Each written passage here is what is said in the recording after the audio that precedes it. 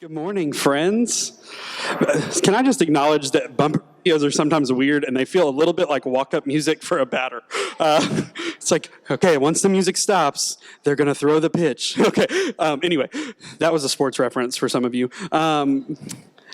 Good morning. We are in week 5 of our Love Everybody Always series. And this series is particularly special to me because it's based off a book called Everybody Always by a guy named Bob Goff.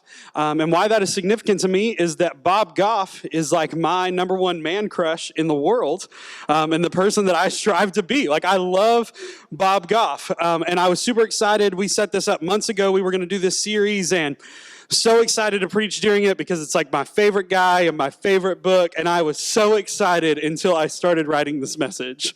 And I was like, somebody else should preach this week. I don't know if you feel that way about this series, right? Like, we talk about loving everybody always. And the first 4 weeks, we kind of slowly defined love, as Paul does in 1 Corinthians 13, as patient. Right? Ooh, patient and kind. It doesn't envy or boast. It isn't proud or rude, and it doesn't keep a record of wrongs. And now that we have that definition of love, some of us, including me at times, wish we would have done a series called Nobody Never, right? Yeah, like instead of Everybody Always, we'll do Nobody Never, and it might have sounded something like this. You walk into church, we're preaching a sermon, and we go, hey, were you cut off in traffic on the way here? The next time it happens, throw them into the wall. Run them into the ditch. And when they get in the ditch, get out of your car and beat them up. That's Nobody Never, right? And then maybe it would occur this way to you this week. Trying to go find a good chicken sandwich, hypothetically. And this was very special to me this week because I consistently am trying to find a better sandwich than the mediocre Chick-fil-A sandwich. I've made some enemies today. And so this actually happened on Monday, I believe. Michael and I went out to Popeyes to try the new best chicken sandwich. And we got there, and the door was locked, and there was a note on the door. We have no sandwiches. So I don't know what people had done to them before we got there, but imagine if I told you this week you wanted to go get a chicken sandwich, and I said, look, if the door's locked, break the glass, kick it in. Right? And when you get in there, punch that manager in the face because they're supposed to have you a chicken sandwich. What if I told you that? Right? That's kind of the life that, I don't know if it's that explicit sometimes, but that's the life we wish we lived. Or maybe just the last one, it looks like this. If, hypothetically, there were people in this room that did not believe that the Dallas Cowboys are God's ordained team and going to win the Super Bowl this year, if you didn't believe that and we just looked at you and said, get out. Like, that's the way I want to love non-Cowboy fans sometimes. Like, I never want to see you again. But God clearly calls us to something else, right? Okay, like 4 of you. So I'm a youth pastor. I kind of elicit, like, I want you to respond. So even if you don't think jokes are funny, laugh. If you don't want to respond, please talk. Do something. Pretend you're engaged. So loving everybody oftentimes sounds really good, but if we're being honest, it's very inconvenient for us, right? We don't want to, or maybe we don't have time. So I get that. I get the inconvenience thing. Tomorrow, I will have been on this earth for 27 years, and I have lived every day of my life. The internet has been in existence, and I've had a cell phone. I have lived in the most convenient generation ever, and every generation from here on out will get more and more convenient. Here's what I mean. There's a question I ask my waiter at every restaurant I go to, and if I get the right answer, it will produce a very good response and a great meal. And if I get the wrong answer, I get in a really bad mood. And the question is, do you have Coke Zero? I don't know if you relate to this. On our staff, there's several of us that are addicted to Coke Zero, but several restaurants don't have it. But here's what's crazy. It will ruin my meal if I cannot get the exact Coca-Cola product I want in one of the only countries in the world that has clean water. Right? I mean, can we just be honest? Like, sometimes that's the kind of thing that set us up. Maybe you see it this way. How many of you have heard of DoorDash? Anybody? Any DoorDash users? Grubhub?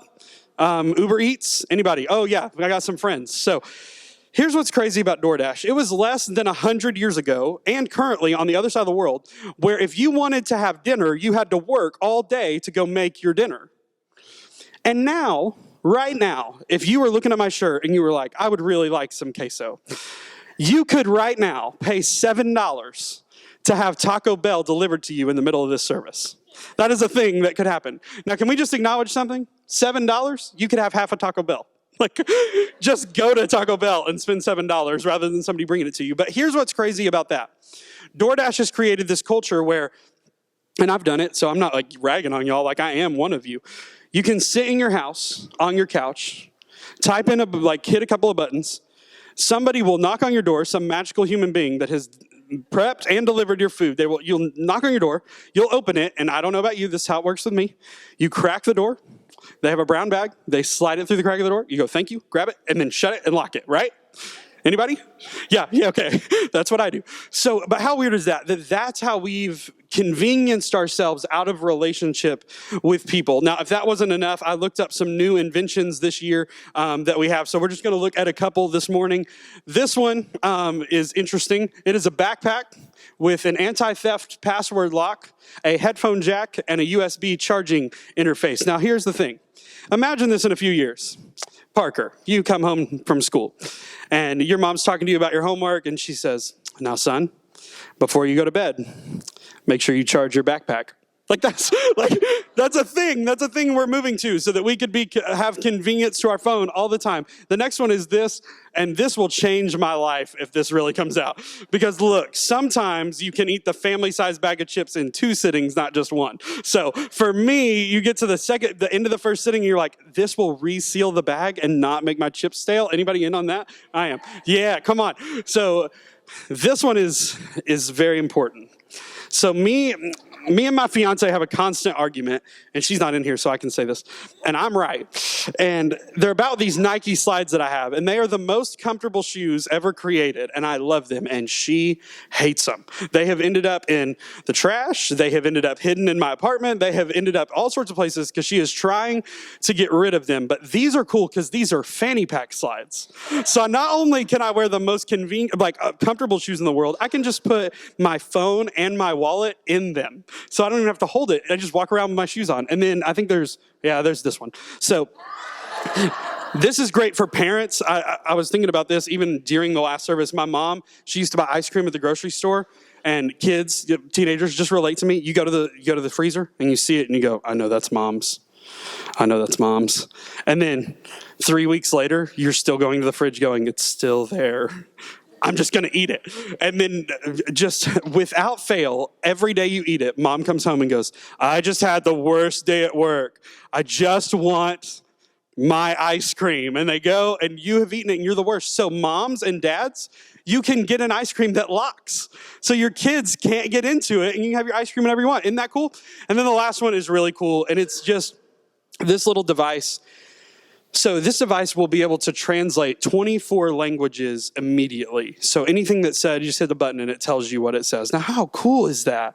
That we would have access to share the gospel in a way we never have, but also just to understand what people on the other side of the world tell us. And if we're being honest, people that live across the street at times, because the nations are coming here, we would get to engage with them. How cool is that? Convenience is cool, right? There's some really cool stuff, but here's the problem. It's not biblical, right? Convenience is awesome. It's not in the Bible. Jesus will continually go into inconvenient spaces.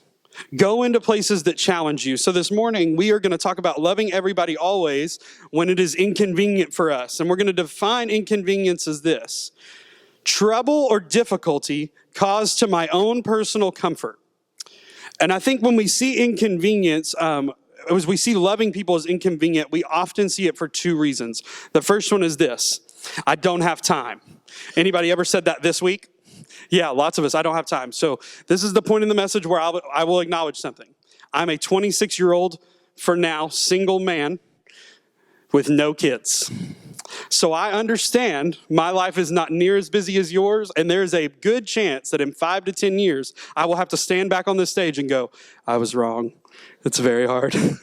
But for now, we're just going to talk about what God has to say about our schedule, but I just wanted to acknowledge, I also know I'm not the expert on this. Most of you, if not all of you in this room, have way more experience when it comes to calendaring. But I know that you're busy because I asked on social media this week, and I got several Google calendars. So we're just going to scroll through these kind of as I talk, but just look how busy these wonderful people are. Here's what's crazy. As I sent these, I always got the calendar, but I also always got a message attached to the calendar. And it was really interesting because most of them sounded like this.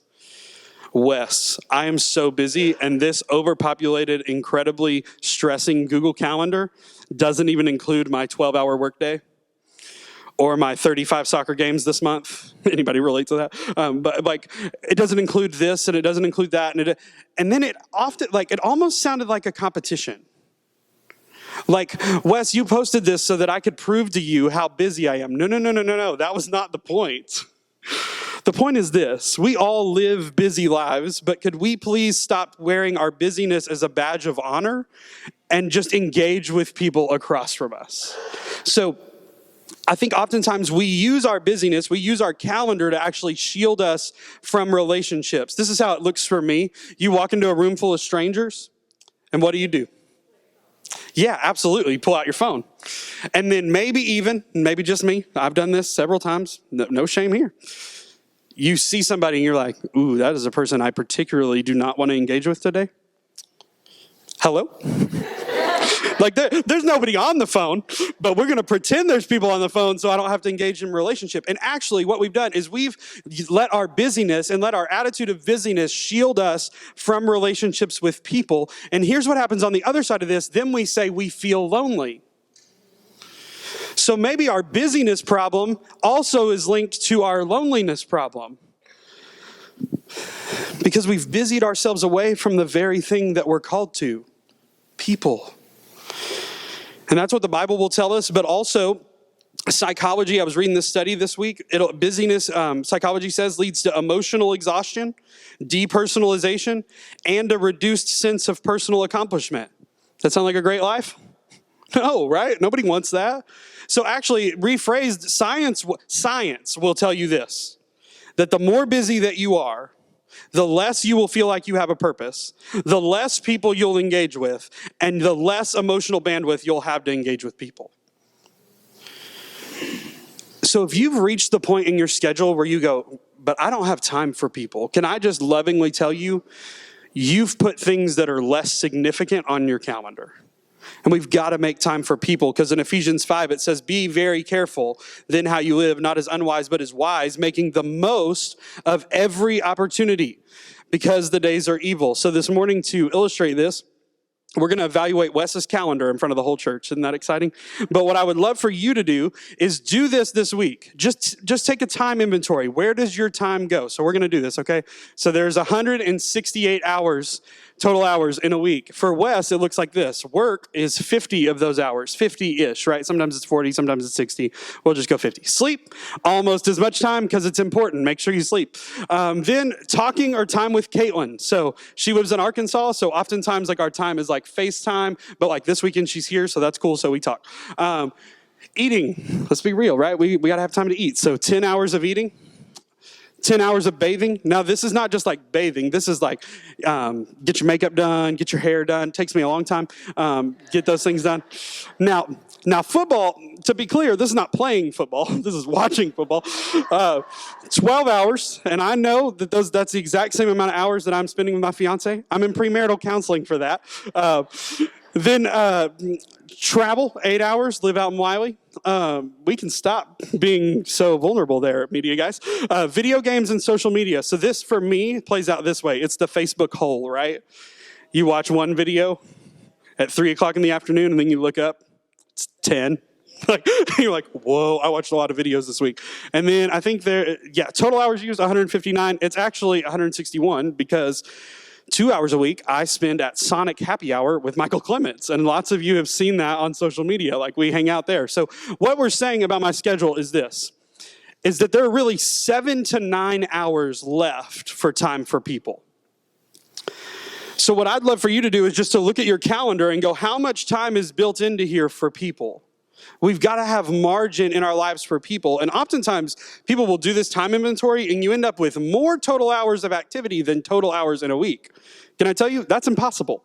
Like, there's only a certain number of hours. So what we've got to do is look at our schedule and go, how do I make time for people? Because unchecked busyness never leads to loving people, but it will always drive us away from people.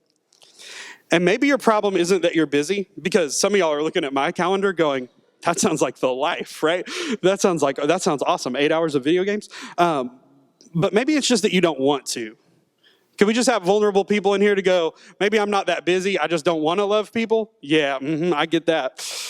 And I want to be sensitive, because this is the part of my life that I struggle with the most. Because sometimes I just want to go home, and when the phone rings, I just want to forward it to voicemail. And sometimes when my friend calls and they're like, I have a flat tire, I just call somebody else. I don't want to go. I will pretend to not see somebody's message for days because you don't want to engage. Like, I don't know if you've ever been there, but you just don't want to. But Jesus will constantly call us into a life of being uncomfortable. So the challenge this morning is to get to a place where we want to constantly be uncomfortable for Jesus. And the way I want to frame this is just around a social thing that's going on right now called self-care. Anybody heard of it? It's a hashtag self-care, right? And I'm not saying, like, don't get this wrong, you should take care of yourself. Don't be crazy. Don't abuse yourself. That's not what I'm saying. But I just Googled quotes about self-care, and I'm just going to read them to you, and we're going to evaluate them in the light of God's word, okay? Self-care is how you take your power back. Now, the very definition of being a Christian is saying that I have no more power. I will give my power to Jesus, and he rules my life. So we don't get power as believers. This one just makes me laugh every time I read it. Time you enjoy wasting is not wasted time. No? By very definition, wasted time is wasted time. And the thing about time is that you can never get it back, right? You waste it, it's gone forever. So time you enjoy wasting is not wasted time. We just saw that in Ephesians, right? Make the most of the time. Take time to do what makes your soul happy. Can you imagine if we all did that today? Like the lines at restaurants, if we all did what made our soul happy? If I did this week everything that makes my soul happy, I will be 1,000 pounds next Sunday. For real. Mexican food makes me happy. Italian food makes me happy. American food makes me happy. Chinese food makes me happy. Japanese food makes me happy. The only food that doesn't make me happy is vegetables, right? The one that I need to eat. So can we just acknowledge that doing the things that make our soul happy often end in destruction? But culture will say, do what makes you happy. And then this one, like, when you recover or discover something that nourishes your soul and brings you joy. Doesn't that sound good? Care enough about yourself to make room for it in your life. Can I just tell you something? Just because something sounds good doesn't mean that it is good. Culture is going to frame a lot of things, a lot of statements that sound really good, but they're not good for our life. In fact, in Philippians, Paul will say, do nothing from rivalry or conceit. Say nothing. Okay, more than 4 people. Say nothing. Nothing. So do nothing out of rivalry or conceit, but in humility count others more significant than yourself. You notice he didn't give like a timeline on this, right? Count others more significant than yourself from 9 to 5. No. The lifestyle of a Christian is to go that other people are more significant than me all the time, even when it's inconvenient. And the Bible will often challenge us, not often, it constantly challenges us to actually move away from what we want and elevate what other people want. And I just wanted to give you a picture of how this might hypothetically play out in life. Maybe you'll just go to self-checkout instead of dealing with the slowest cashier in the history of Walmart. Maybe you'll get snappy with your family this afternoon because you aren't in the mood or you've had a long week. Maybe you get frustrated with your friends because they always want to hang out at the most inconvenient time for you. Or tell the person who you just cut off in traffic where they need to go. Or maybe you'll just avoid the person that continues to hurt you or annoy you. Or, you know what, this week I'll just stay home because that's easier. And if my waiter can't get my queso, I'm going to yell at him, dude, where's my queso, right? That happens in restaurants or at Chili's, hypothetically, at the Rowlett Chili's. You've been there waiting on your food for 3 hours, and your waiter wasn't as attentive as you'd like, so you passively aggressively move the Ziosk tip thing down to $0. Or maybe this week somebody did something you didn't like, so you gossiped about them to all your friends. And yeah, I'd love to tell you that those are hypothetical examples, but if I could just be honest, that is a snapshot of Wes's life in the last month. That is my life. The struggle of loving everybody always when it's inconvenient is a struggle that I have, that I'm struggling with. So could we just get to a place where loving people goes from being inconvenient to exciting? Like, I want to be able to leave this room today and go, you know what? Loving people is not a burden. Loving people is not inconvenient for me, but loving people is the exciting mission that God put us on. So to do that, we're just going to look at Luke chapter 10 for just a little bit, okay? Luke chapter 10, verse 25, if you have your Bible. So, it says this. Then an expert in the law stood up, air conditioning is awesome, stood up to test him, saying, Teacher, what must I do to inherit eternal life? And Jesus responds, what is written in the law? He asked him, how do you read it? He answered, well, to love the Lord your God with all your heart, all your soul, all your strength, and with all your mind, and your neighbor as yourself. You've answered correctly. Jesus told him, do this and you will live. But wanting to justify himself, he asked Jesus, and who is my neighbor? Jesus took up the question and said, a man was going down from Jerusalem to Jericho, and he fell into the hands of robbers. They stripped him, beat him up, and fled, leaving him half dead. A priest happened to be going down that road, and when he saw him, he passed by on the other side. And in the same way, a Levite, when he arrived at the place and saw him, he passed by on the other side. But a Samaritan, on his journey, came up to him, and when he saw the man, he had compassion. He went over to him and bandaged his wounds, pouring on olive oil and wine. Then he put him on his own animal, brought him to an inn, and took care of him. The next day he took out 2 denarii, gave them to the innkeeper, and said, take care of him. When I come back, I'll reimburse you for whatever extra you spend. Which of these 3 do you think proved to be a neighbor to the man who fell into the hands of the robbers? The one who showed mercy to him, he said. Then Jesus told him, go and do the same. So I just want to look at these 3 individuals really quickly that approach this guy who has been beaten. And the first guy is the priest. Now, the priest, you should know, is the official worship leader of the Jewish people. He is one of the most powerful Jews in Jerusalem. He has incredible influence. People follow him. And just to be honest, he's probably a pretty busy guy. And on his journey, he looks at this man who has been beaten, and he saw him, which really, to be honest, is the most heartbreaking word, I think, in the whole thing, is that he saw him, saw his need, and passed by on the other side. And then you have the Levite, who by his lineage would have been an aide to the priest in the tabernacle. He's a law instructor. He's the guy that knows the law the best. Now, you know these people in church, right? You ask them a question, they know the answer. Hey, what's the greatest commandment? Love the Lord your God with all your heart, soul, mind, strength, love your neighbor as yourself. Right? You say in your sleep. Y'all know these people? Just me? Okay. So you know these people, and they're the law people. They're the people that know the Christian life the best. And the Levite sees the man that is beaten, and he passed by on the other side. And then there is the Samaritan. And the Samaritan people would have been the least of the least, the low of the low. No one wanted to engage with the Samaritan people. In fact, they were not even allowed to be in the temple during worship. And heaven forbid you actually wanted to be a Samaritan. Nobody wanted that. But Jesus will actually frame this and go, be like this man. And what I want to do this morning is just look and see how we can be like the Samaritan. And the first thing I think is this, is just we need to put ourselves in perspective. You see, this life is not about us. This life is not about our comfort. This life is not about our reputation, our image, or our security. And we know that the Samaritan knows this because of his response, right? He takes out 2 denarii, which, by the way, is 2 days' wages. That would have been 2 full days' wages, and he gives it to the innkeeper to make sure that the other person was taken care of. Now, in 2 Corinthians, it'll say when you come into the Christian life that the old man has passed away. Behold, all things become new. And what that means is that when you come to Christ, you kill, you murder all the sinful things, all the desires, all the preferences, all of those things in the Christian life. You don't get to choose anymore because you've chosen to follow Jesus, and this book will tell you how to live. And what that means is dead people don't have preferences. So we've got to put ourselves in perspective. We're not God. You see, people are not pawns in a chess game where we're king.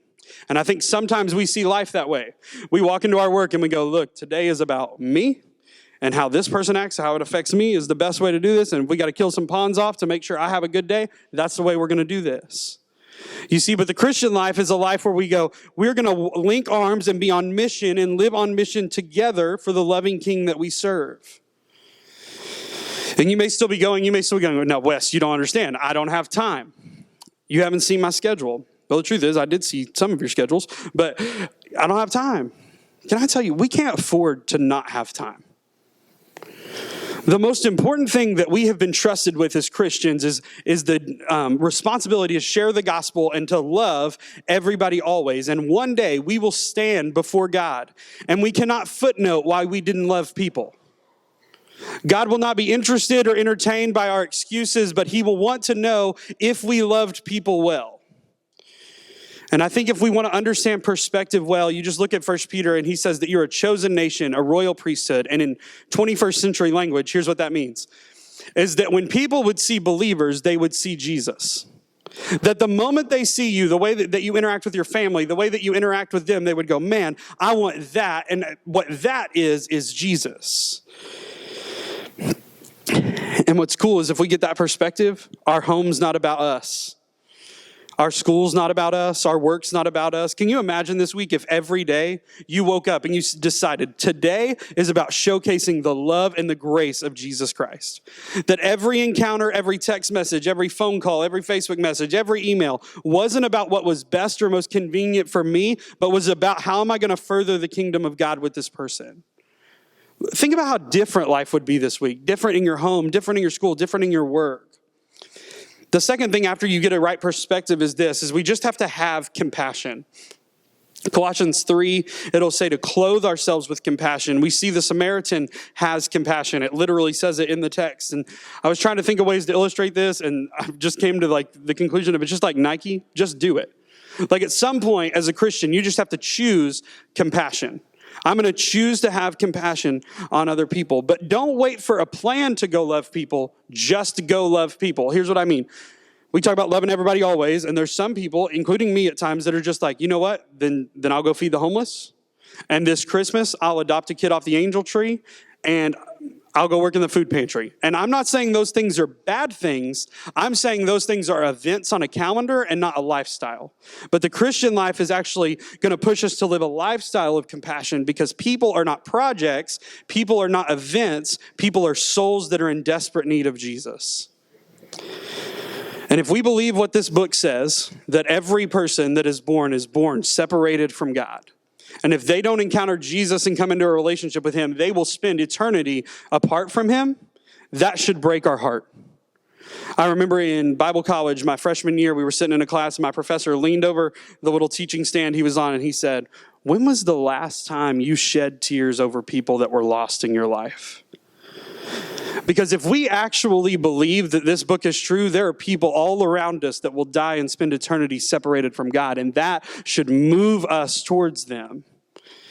You see, compassion in the Bible, compassion even here in this story, will move us to action. Compassion, the word in the Greek, actually is a compassion that will start internal and it will well up inside of you and not help but come out. And that's the compassion that God is calling us to. That we might sacrifice our time or our resources or our money so that somebody else could experience the love of God. And our culture is awful at this.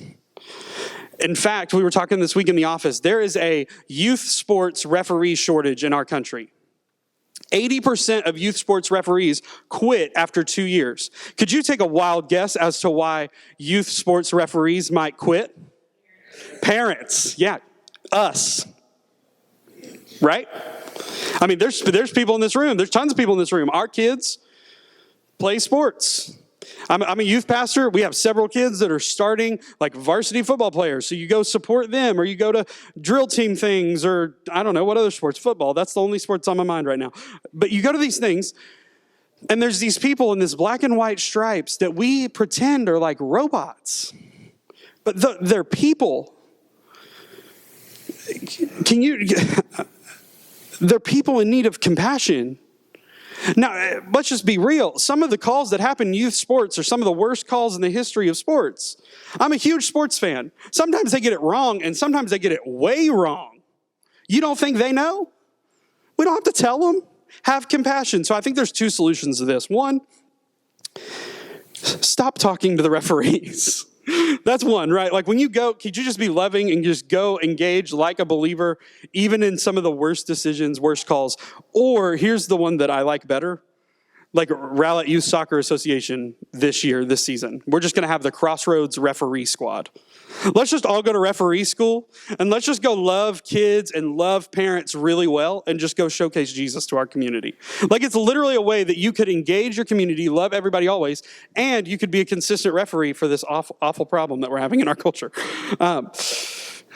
But the last thing is this. So once you get yourself in perspective, have compassion. The last thing is this. We need to view people as opportunities and not interruptions. And there's three little words in this story that oftentimes get jumped over, but I think they may be the most significant. It says the Samaritan on his journey.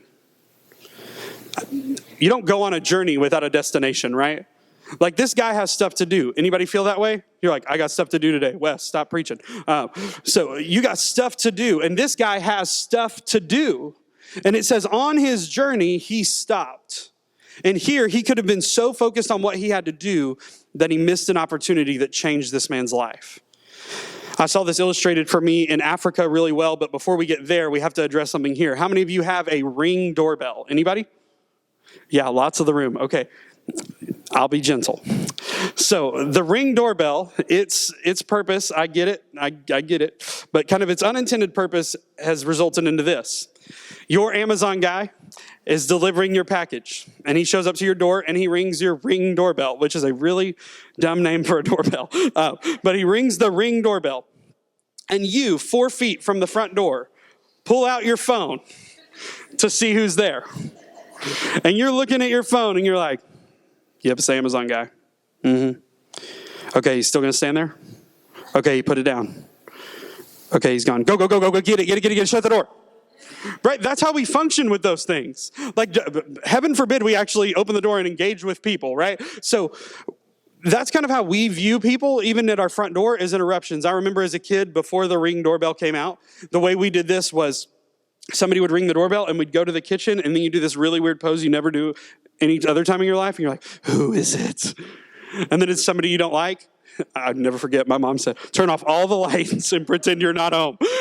And you're like, if all the lights are on and all the lights flip off, they know we're home, but whatever. But that is how we approach people. That's how we view people, as interrupting whatever I have to do. But in Africa, it was very different. Me and my translator, we walked around what felt like 4,000 miles a day, and we were walking through these villages, and he would literally just walk up to doors, and he would knock on the door, and then push the door open. Now, heaven forbid what would happen in America if that started to happen, right? That person would not be in good shape. But knock the door, like swing the door open, and he'd say, hello. And whoever's on the other side, wherever they are, they're like, hey, and then you just come in. I'll never forget sitting in the home of a Muslim woman for 4.5 hours, sitting on her floor, just talking to her about Jesus. And it was so cool because I could see over her shoulder what was going on. There were clothes that needed to be washed. There was dinner that needed to be made. I mean, there's no DoorDash there. Like, if she doesn't make the food, it's not happening. But she sat down on the floor with us, and we sat and we talked about Jesus for 4.5 hours. And in that moment, I learned something. People are opportunities, not interruptions. And if we could change our perspective to just see every interaction with people as an opportunity, I think it will change our life. Because the Christian life is a life of constantly being interrupted.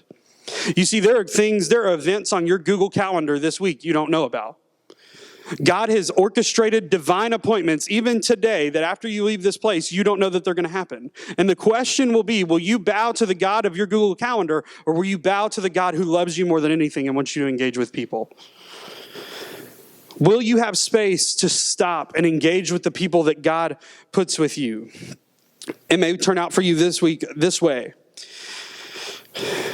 Employer, employee, somebody may walk into your office, sit down at your desk. Can we not automatically shut them down if they ask to talk to us? I know stuff has to get done, but can we just sit across and have a conversation?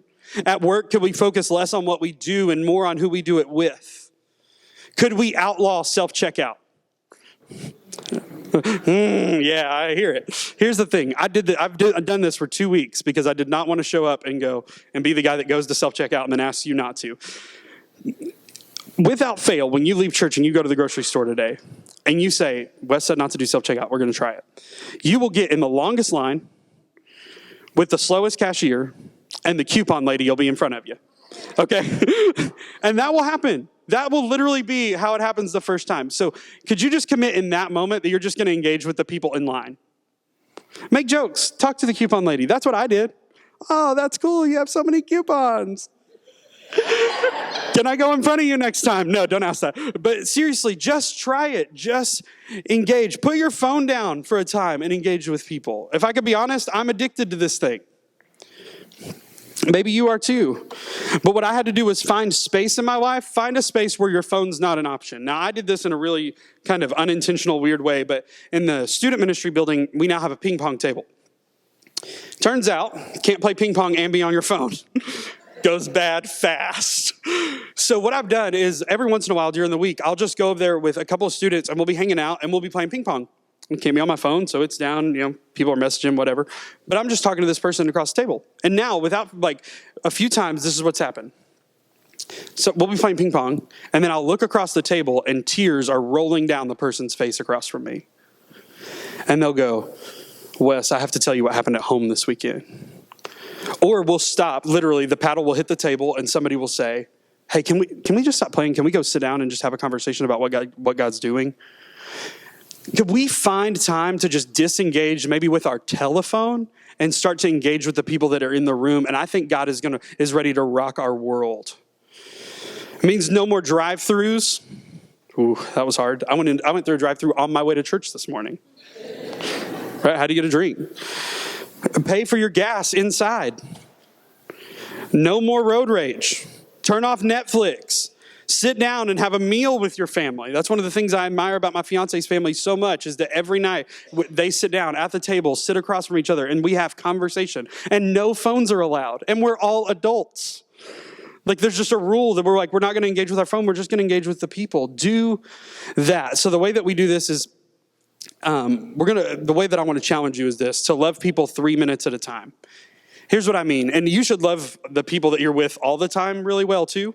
But love people 3 minutes at a time. You have all these interactions and encounters every day with your waiter, your cashier, your coworkers, your boss at a gas station. You have these little 3-minute encounters. And if we could get to where in those moments we would love people well, I think God will change us.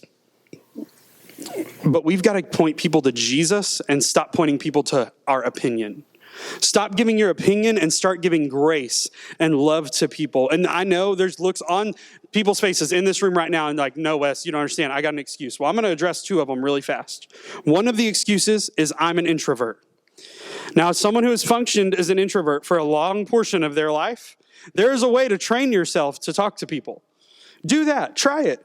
Do it. It's fun. People are cool. And then the other thing is this, and we hear this all the time in church and in our world is, but Wes, if I love everybody always, I'm going to get hurt. Yep. If you truly want to live a life where you love everybody always, you are on a dead mission to be hurt. But if you get hurt and they get Jesus, it's worth it. Right? Did you hear that? If you get hurt in a moment, but they get Jesus and eternity with him forever, it was worth getting hurt. So just try it. And you're going to mess this up today.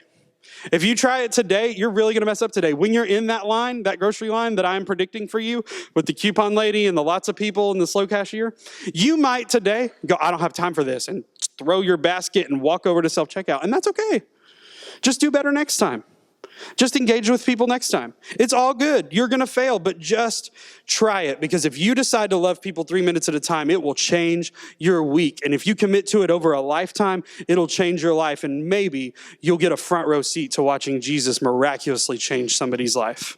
Let's pray.